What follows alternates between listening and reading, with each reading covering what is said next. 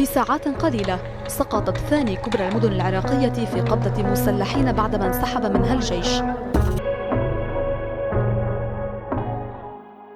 بتاريخ 9/6 من عام 2014 هجمت مجموعة مسلحة على مدينة الموصل، وهاي المجموعة كان عددهم من 500 إلى 300 شخص، وبدون أي مقاومة من الجيش العراقي اللي كان عدده من 40 إلى 50 ألف مقاتل. احتلت هاي المجموعة مدينة الموصل خلال 24 ساعة بس بعد انسحاب الجيش العراقي بكل قطاعاته وفرقه من الموصل. وبهاي الحالة سقطت الموصل على إيد أفراد هاي العصابة. لكن يبقى كم سؤال يتراود بذهن كل عراقي ويريد جوابه: من وين اجى هذا التنظيم وكيف تكون داخل العراق؟ وشلون قدروا يسيطرون على الموصل خلال اقل من 24 ساعة بس؟ وشلون اهل الموصل رحبوا واحتضنوا هاي العصابات؟ والسؤال الاخير يبقى: ليش انسحب الجيش العراقي بدون اي مقاومة؟ كل هاي الاسئلة واكثر راح اجاوب عليها بحلقة هذا اليوم. حتى تعرف جواب السؤال الاول اللي انطرح بالمقدمة، واللي هو من وين اجى هذا التنظيم وشلون تكون داخل العراق، لازم نرجع بالزمن لورا انا وياك على مود نعرف جواب هذا السؤال. البذرة والفكرة الاولى اجت من شخص اسمه ابو محمد المقدسي، اردني من اصل فلسطيني، وكانوا يلقبوه بالذباح. يعتبر هو اول من اسس فكرة الجهاد، وهو الاب الروحي لابو مصعب الزرقاوي. يعني الفكرة اجت من ابو محمد المقدسي والتنفيذ اجى من ابو مصعب الزرقاوي. وفي عام 1999 كون ابو مصعب الزرقاوي تنظيم اسمه التوحيد والجهاد بتوصية من الاب الروحي واستاذه ابو محمد المقدسي. وفي عام 2004 وبعد ما شاف الزرقاوي انه الاوضاع متدهورة داخل العراق، قرر يدخل كل جماعته اللي اسسهم وياه لداخل العراق، جماعته اللي كانوا يسميهم جماعة التوحيد والجهاد. وبدأوا يعرفون نفسهم الاهل السنة ان هم جماعة يحاربون الامريكان وبس، ويساندوهم ويساعدوهم على مود يطردون امريكا من داخل العراق. وفعلا بالبداية كان هذا الشيء واضح على هاي الجماعات، وبدأوا هواي من اهل السنة ينضمون لهم. لكن فجأة وبدون سابق انذار تحولت هاي المجموعات من محاربة الامريكان الى محاربة الشيعة الموجودين بالعراق، وظلت تنتشر الحرب العقائدية والطائفية ما بين اهل السنة واهل الشيعة، الى ان اجت سنة 2006 وبيها بدت الحرب الطائفية. وهنا صارت مجموعة التوحيد والجهاد تنشر انه مهمتهم يحمون اهل السنة من الشيعة. وفعلا نجحت خطة الزرقاوي، وظلوا هواي من اهل السنة ينضمون الى جماعة التوحيد والجهاد، الى ان صارت هاي المجموعة اعدادهم كلش كبيرة. لذلك الزرقاوي بعد ما كبرت مجموعته قرر انه يغير الاسم من جماعة التوحيد والجهاد الى جماعة تنظيم القاعدة بالعراق. وبنفس السنة اللي هي 2006 فجأة انقتل الزرقاوي باحدى الغارات الامريكية. وبعد ما انقتل الزرقاوي بهاي الغارة الامريكية، عين مجلس الشورى التابع لتنظيم القاعدة بالعراق ابو ايوب المصري قائدا للتنظيم بدل الزرقاوي. ابو ايوب المصري من صار قائد غير شغلات كلش هواي داخل التنظيم، ومن ابرز هاي الشغلات هو تغيير الاسم. فغير الاسم من تنظيم القاعدة الى الدولة الاسلامية بالعراق. وظل ابو ايوب المصري قائدا للتنظيم لمدة 4 سنوات، يعني من 2006 الى 2010. وبسنة 2010 قدر الجيش العراقي بمساعدة من الجيش الامريكي بنصب كمين على مود يوقعون به ابو ايوب المصري. وفعلا قدر الجيش العراقي بمساعدة من الجيش الامريكي بنصب هذا الكمين. وبعد ما حس ابو ايوب المصري بالكمين اللي صاير له، فجر نفسه بالحزام اللي كان لابسه. ولهنا انتهت فترة ابو ايوب المصري مع تنظيم القاعدة. واعتقد كل شخص بيكم يعرف منو لزم القيادة من بعده، واللي ما يعرفه منو فهو ابو بكر البغدادي. استلم البغدادي قيادة التنظيم في عام 2010. واحب اقول لكم انه تفكير البغدادي كان مختلف جذريا عن تفكير ابو ايوب المصري والزرقاوي، لان البغدادي كان يريد يسوي دولة خاصة بهذا التنظيم، دولة الها حدود خاص بيها، الها علم خاص بيها، وحتى عملة خاصة بيهم. بالاضافة دولة الها سيادة وقانون وتشريعات ووزراء ونواب، يعني مو مجرد تنظيم فالت يوم يومين ويروح. وفعلا اول ما استلم ابو بكر البغدادي قيادة التنظيم، ارسل مجموعة من الناس والقيادات اللي يثق بهم الى سوريا حتى يبدون يجندوا له ناس جدد للتنظيم من داخل سوريا. وفعلا نجحت هاي المجموعة اللي دسهم البغدادي بتجنيد الكثير من السوريين، واطلق على هاي المجموعة الجديدة اسم جبهة النصرة، واخذوا منطقة الرقة كمقر لهم. صحيح هنا قدر البغدادي يشكل مجموعة ثانية خارج الحدود العراقية، لكن هاي المجموعة كانت منفصلة عن المجموعة اللي موجودة داخل العراق. العراق. يعني جبهة النصرة اللي موجودة بسوريا إلها اسمها الخاص وإلها قياداتها الخاصة. وبسنة 2013 قرر البغدادي إنه يجمع هاي المجموعتين سوا، وفعلا قدر ينجح بهذا الشيء وجمع هاي المجموعتين مع بعض. وبعد ما جمعهم مباشرة غير اسمهم من تنظيم القاعدة بالعراق إلى الدولة الإسلامية بالعراق والشام. طبعا المسمى مالهم هذا الدولة الإسلامية بالعراق والشام، إذا أخذت أول حرف من كل كلمة بي راح يطلع لك اسمهم المشهورين بي أو اسمهم اللي أنتم تعرفونه. وحتى توضح الصورة قدامك أكثر الاسم هو أخذ حرف الدال من كلمة دولة، وحرف الألف من كلمة الإسلامية، وحرف العين من كلمة العراق، وحرف الشين من كلمة الشام. روح واجمع هاي الأحرف مع بعض راح يطلع لك اسمهم اللي انشهروا بيه واللي كتبته إلك، واللي ما أقدر أحكيه هنا بسبب سياسة اليوتيوب الصارمة اللي تمنع إنه نحكي باسم التنظيمات الإرهابية. وهسه بعد ما عرفت من وين اجت فكرة هذا التنظيم ومنو أسسهم وشلون تكونت هاي المجموعة المسلحة داخل العراق، خليني أدخل وياك بصلب الموضوع ونعرف شلون احتلوا الموصل، أو بالأحرى خلي أروح وياك للمحور الثاني من القصة واللي هو شلون قدروا يحتلون الموصل خلال أقل من 24 ساعة بس. أول شيء أريدك تخلي هاي المعلومة ببالك قبل لا أحكي لك شلون سقطت الموصل، وهي إن الموصل أصلا كانت ساقطة قبل سنة 2014، يعني ساقطة بس بصورة غير مباشرة. راح تسأل وتقول شلون ساقطة بس بصورة غير مباشرة؟ راح أقول لك اصبر علي شوية وراح توضح الصورة قدامك إن شاء الله. ورا سقوط العراق وبسنة 2006 وبعد ما استلم حزب الدعوة رئاسة العراق، كانوا أهل السنة رافضين هاي الرئاسة وما يرضون تكون الحكومة شيعية، لأن كانوا يحسون نفسهم راح يكونون المكون الوحيد المضطهد داخل العراق وما راح تكون عندهم حرية مثل قبل. لكن إذا رجعنا للملف الأمني لمدينة الموصل من سنة 2003 إلى سنة 2008 راح تشوف الموصل حالها حال بقية المحافظات بالعراق، ساحة للتفجيرات بالعراق بالإضافة إلى ساحة للتنظيمات والقاعدة. لكن بعد انطلاق الصحوات بسنة 2007 وعمل خطة فرض القانون بسنة 2008 تشكلت عمليات الموصل بسنة 2008 وصار من واجبهم حماية الموصل. صح بوقتها كان اكو هواي تفجيرات تستهدف القوات الأمنية بالإضافة إلى عمليات قتل وابتزاز للمواطنين العزل، لكن بنفس الوقت ماكو اختلاف ما بين المواطنين والقوات الأمنية، وبقت الأمور زينة بعض الشيء داخل الموصل إلى أن صارت عملية اسمها عملية سور نينوى، وهاي العملية صارت في عام 2009. بهاي العملية القوات الأمنية اعتقلت أكثر من 500 شخص من أهالي الموصل، وطلعت وزارة الدفاع بتقرير أنه أكثر من 150 شخص من هذول الناس اللي اعتقلوهم من الموصل كانوا من بينهم مطلوبين للدولة ومن بينهم قيادات لتنظيم القاعدة بالعراق. وبسبب هاي الاعتقالات اللي صارت بالموصل قبت مظاهرات كبيرة على القيادة وقائدها، وقائدها بوقتها شخص اسمه ناصر الغنام لما طلع بالقنوات وقال ما جرى من اعتقالات تم بناء على أمر من القيادة العامة للقوات المسلحة وأنا مجرد جندي تابع لتلك القيادة. وهنا أهالي الموصل صاروا يحسون نفسهم مضطهدين، وطلعت مظاهرات كلش كبيرة بسنة 2010 يطالبون الناس بها بإطلاق سراح المعتقلين، وهاي المظاهرات صارت أمام مجلس المحافظة وتحاصر مبنى المحافظة من كل جانب، ووصلت بهم مرحلة إن هم حاولوا يحرقون مجلس المحافظة. وبسبب العشوائية اللي صارت بهاي المظاهرات ودخول بعض المحرضين صار إطلاق نار على المتظاهرين. تقدرون إن تقولون إنه بعد هاي الأحداث اللي صارت بالموصل الوضع اختلف جذريا عن قبل، وبدأوا أهل الموصل يصيرون على خلاف مع القوات الأمنية، وصارت المجاميع الإرهابية اللي بالموصل تزيد من عددها وتستغل هاي الفرصة، لأن الناس أصلا صارت ترغب بهاي المجاميع بسبب الاضطهاد اللي تعرضوا له أهل الموصل من قبل القيادات الأمنية والحكومات السابقة. وهذا الكلام مو أنا أحكي ولا هم، هذا الكلام حكاه الفريق الركن عبد الغني الأسدي بوحدة من لقاءاته على التلفزيون، واللي حكى بيه عن سبب سقوط الموصل.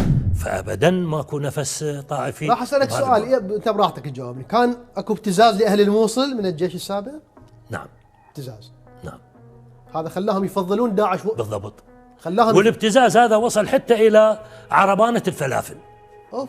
نعم، وأنا مسؤول عن هذا الكلام. قلت لك يجب أن أكون صريح ويجب أن أكون شجاع في طروحاتي. هذا خلق بيئة ترحب بداعش رغم كل ظلاميته. نعم، هو هذا اللي قلت لك. نعم، هذا كافر يعني أن تصحى. وهو هذا جوابي اللي جاوبتك عليه، أنه نتيجة سلوك ونتيجة تصرف ونتيجة غياب لبعض المرتكزات اللي تنطي للجندي الصمود في الموقع، حدث ما حدث في الموصل. وبسبب هذا الاضطهاد اللي كانوا يتعرضوا له أهل الموصل صاروا أغلب الأهالي يميلون بشكل كبير إلى هاي التنظيمات، حتى حسب كلامهم وفكرهم أن يرفعون عنهم هذا الاضطهاد اللي كانوا يتعرضوا له. وهاي التنظيمات اللي كانت موجودة بالموصل أغلبها كانت معارضة للحكومة بوقتها، والناس اللي موجودين وياهم صاروا أغلبهم معارضين للحكومة، فصار أكو قاسم مشترك ما بين الناس الموجودة بالموصل وهاي التنظيمات. وأيضا الفريق الركن عبد الغني الأسدي أضاف كلام كلش مهم وقال أن سقوط الموصل كان مؤامرة كبرى، مؤامرة كلش كبيرة على مود يتخلصون من هاي العصابات. وهاي المؤامرة ما اشتركت بها الحكومة العراقية وبس، لا اشتركوا بها دول هواي على مود يتخلصون من هذا التنظيم، لأن هذا التنظيم عملياته وإرهابه صار يأثر على كل دول العالم، فرادوا مكان أو بقعة من الأرض على مود يجمعون بها هذا التنظيم ويتخلصون منه للأبد. فما كان أكو مكان أفضل لهم من الموصل، والموصل كانت ببقتها عادي تستقبل أي واحد، لأن مثل ما قلت لكم كانوا بس يردون يتخلصون من الاضطهاد اللي يتعرضوا له. كذلك خلوا بحساباتهم ان العراق برجال اكفاء، ويعرفون كل الزين ان العراقيين قادرين يقضون على هذا التنظيم. هي كانت مؤامرة. هم رجعنا للمؤامرة؟ طبعا. مؤامرة منين زين؟ مؤامرة دولية. ليش مؤامرة دولية؟ ما يروق لهم ان العراق يستقر. وليش بعدين الدول كل اللي ذول يصفون؟ بعدين ليش الدول هي اجت اصطفت حتى تطلع داعش؟ اصطفت انه وصلوا امام حقائق احنا جادين كقيادة سياسية، كقيادة عسكرية، جادين في القضاء على داعش، وما عندنا خيار، والعراق برجال يعجز اللسان عن وصفهم، ولذلك أصبحوا أمام الأمر الواقع أولا، واثنين بدأ داعش يهددهم، وصل إلى أطراف بيوتاتهم. هسه راح يجي سؤال براسك وتقول محمد ليش أهل السنة أصلا كانوا متعرضين للاضطهاد من قبل الحكومات السابقة، وليش هذا التعامل وياهم سواء من الحكومة أو من الجيش؟ الجواب على هذا السؤال جدا معقد، أو بالأحرى جوابه سياسي. تقدرون تقولون بوقتها إنه السياسيين الموجودين قبل ما عندهم مقعد انتخابي بذيك المناطق، فعادي شنو يريد يصير خلي يصير لهم، ما راح يفيدونه بشيء، يعني بين قوسين الحكومة ما راح يستفادون شيء من هاي المناطق. فهسه خلي أروح وياك للنقطة المهمة أو الأساسية بسقوط الموصل. صح أكو هواي شغلات ما ذكرتها، لكن هاي النقطة كانت فارقة ومهمة بهاي المعادلة، لأن أهل السنة شافوا إنه تنظيم القاعدة من بعد هاي النقطة اللي سووها هم المنقذ الوحيد لهم من الاضطهادات اللي يتعرضوا لها. يعني هاي النقطة اللي راح أحكيها لكم خلت أهل السنة يصطفون مع هذا التنظيم ويحسون إنه هذا التنظيم هو المنقذ الوحيد لهم، فصارت هاي النقطة لها فرق كبير وساعدتهم إن يسقطون الموصل خلال أقل من 24 ساعة بس. زين محمد شنو هاي النقطة أو العملية اللي سواها التنظيم؟ هالمرة ما راح أخليكم تنتظرون ولا راح أقول لكم اصبروا علي شوي. هاي العملية اللي سواها تنظيم القاعدة كان اسمها عملية هدم الأسوار، فتعالوا وياي خلي أسولف لك عن هاي العملية.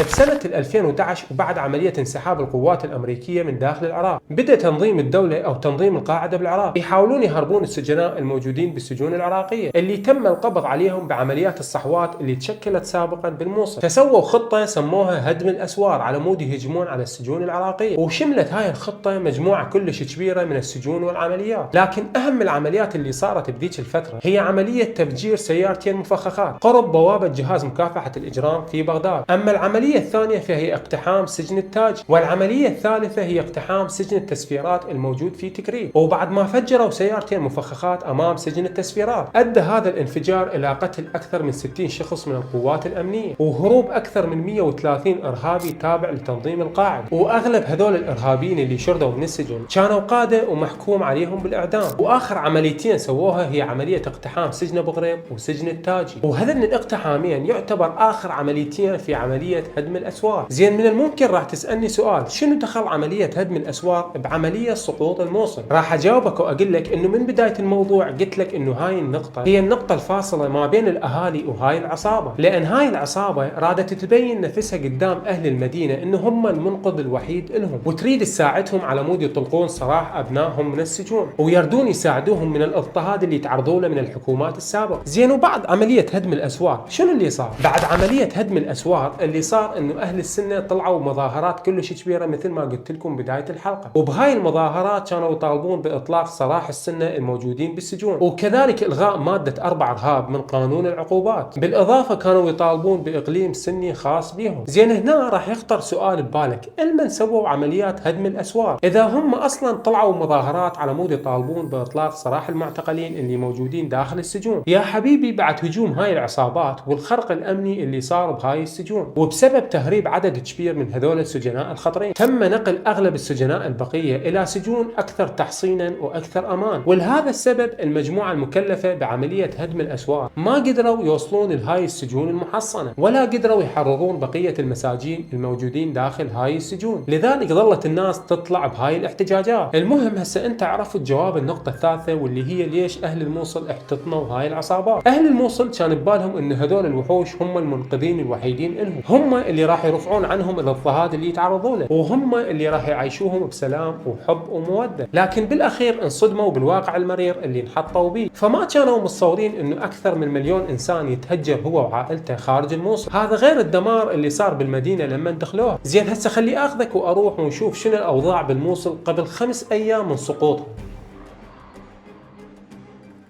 بتاريخ 5/6 من سنة 2014 وبالضبط قبل سقوط الموصل ب5 أيام، طلع محافظ الموصل بالتلفزيون وقال انه ماكو مسلحين لا داخل الموصل ولا خارج الموصل. اكد من خلال كلامه ان القوات الامنية فرضت حظر التجوال الاحترازي حتى يحافظون به على المدينة من المجموعات الارهابية والمتطرفين. لكن باليوم الثاني اللي هو 6/6 من عام 2014 انتشرت اخبار سريعة عن دخول التنظيمات الارهابية لمدينة الموصل من عدة محاور، وانقتل بهذا الدخول حوالي 12 شخص، وانصابوا العشرات من الاهالي بسبب انفجار سيارات مفخخه، وصارت اشتباكات عديده داخل وحول المدينه. وظلت قوات التنظيم تواجه اللي ما انسحبوا من الفوج السابع واللي كان عددهم من 40 الى 50 شخص، وظلت هاي الاشتباكات مستمره بينهم لمده 3 ايام، وبسبب عدم وجود دعم لهاي القوات الامنيه المتبقيه انهارت وسقطت بالنهايه. وبيوم 7/6 من عام 2014 نزحت هواي عوائل من اهل الموصل خوفا من القصف بعد الاشتباكات اللي صارت ما بين التنظيم والقوات الأمنية العراقية. وبيومها أكدت الحكومة العراقية أن الجيش العراقي مسيطر حوالي على 90% من الموصل، وكذلك أكدوا تم قصف جميع الأماكن اللي متمركزين بها هاي العصابات، وتم قتل 105 أشخاص من هذول التنظيمات وتدمير 20 سيارة تابعة له. واستمرت هاي الاشتباكات والجيش بعدها مسيطر بصورة عامة، وتحديدا في يوم 9/6 من عام 2014 فجأة انسحبت الشرطة الاتحادية من مقراتهم اللي كانت متمركزة بمنطقة الموصل الجديدة وبحي الرسالة. وثاني يوم مباشرة هجم 13 شخص من هاي العصابات على مقر الشرطة الاتحادية واللي كان يشكل خط الصد بمحافظة الموصل، لكن أفراد هاي الوحدة انسحبوا، وبسبب هذا الانسحاب اللي صار انهارت قوات الفرقة الثانية خلال 3 ساعات بس. وبعد ما عرفوا أن القادة الكبار هربوا وتركوا الموصل، يعني الجيش العراقي بالموصل بعد ما كان مسيطر على هاي المعركة انهار ب3 ساعات بس بسبب انسحاب القيادة مالته. وبتاريخ 10/6 من عام 2014 صارت الموصل ساقطة بشكل رسمي بيد هاي العصابة بعد ما انسحبت كل قوات الجيش والشرطة الموجودة هناك، وسيطرت هاي العصابة على كل الموصل بيوم واحد بس. وبأول يوم موجودين بيه استولوا على البنك المركزي اللي موجود بالموصل، واخذوا أكثر من 400 مليون دولار تابع للدولة، ولحد الآن ما معروف إيش قد أخذوا من مصارف تكريت وبيجي والحويجة. تخيلوا بس من بنك الموصل أخذوا أكثر من 400 مليون دولار، وبعدها أخذوا كل الصواريخ والأسلحة والعتاد اللي تركها الجيش، ودمروا الحاجز الترابي اللي كان يفصل مدينة الموصل عن مدينة الشداد السورية، وبعدها حولوا كل الشغلات اللي استولوا عليها من الموصل حولوها إلى سوريا. ولما استولوا على مدينة الموصل بشكل كامل أبو بكر أعلن الخلافة هناك بصلاة الجماعة المشهورة، ودمروا كل المعالم الأثرية اللي موجودة هناك، وتحولت مدينة الموصل من أم الربيعين إلى أم الأشباح، وكل التماثيل اللي موجودة بالموصل دمروها، مثل تمثال عثمان الموصلي وتمثال فتاة الربيع وتمثال أبو تمام وتمثال السواس، وحتى تمثال حاملة الجرار هم دمروه، بالإضافة إلى منارة الحدباء وجامع النبي يونس. بالمناسبة خلي أقول لكم بهاي المعلومة إنه أهالي الموصل لما دخل هذا التنظيم لهم ما كانوا خايفين منهم، بالعكس استقبلوهم بالورود والأحضان، لأن كانوا يشوفون هاي العصابات أبطال ومنقذين لهم، لأن هم بسببهم اللي خلوا الجيش العراقي يطلع من مدينة الموصل. لكن بعد ما شافوا تدميرهم لمدينتهم وتعاملهم الوحشي وياهم صاروا يتركون بيوتهم ويشردون إلى خارج الموصل. ترى هاي الحادثة مو أول مرة تصير مع العراقيين. العراقي كل مرة يستقبل قاتل على مود يطلع قاتل ثاني، مثل عام 2003 هواي من العراقيين استقبلوا الامريكان بس على مود يتخلصون من الطاغية صدام. المهم هسه يبقى سؤال اخير وياكم على مود اختم هاي الحلقة، هو ليش اصلا الجيش العراقي انسحب وشرد من مدينة الموصل؟ لحد الان ماكو جواب واضح له غير هروب القيادات مالته، ولحد الان الحكومة والجهات المعنية بسقوط الموصل يدورون على جواب شاف. بس هل اكو سر وراء انسحاب هذول القيادات؟ الله العالم. ولهنا اعتقد حكيت لكم كل شيء يخص سقوط الموصل من البداية الى النهاية. بالبداية حكيت شلون تكونت هاي المجموعات داخل العراق، وبعدها وضحت سبب الخلاف ما بين اهل الموصل وقوات الجيش العراقي، وبعدها عرفت شلون قدمت هاي العصابات نفسها كمنقذين لاهل الموصل، وكذلك عرفت السبب اللي خلاهم يستقبلوهم بالورود والاحضان، وعرفنا شنو معنى اسمهم وشلون تكونوا. الشيء الوحيد اللي ما عرفناه واللي ما راح نعرفه هو ليش الجيش العراقي انسحب من هاي المدينة. ان شاء الله في يوم من الايام تنكشف الحقيقة ونعرف هذا الجواب. وبالنهاية اتمنى عجبتكم هاي الحلقة، ولا تنسى تضغط لايك وتشارك هذا الفيديو مع اصدقائك اللي مهتمين بهيج مواضيع، واشوفكم بخير باذن الله في فيديو قادم، ومع السلامة.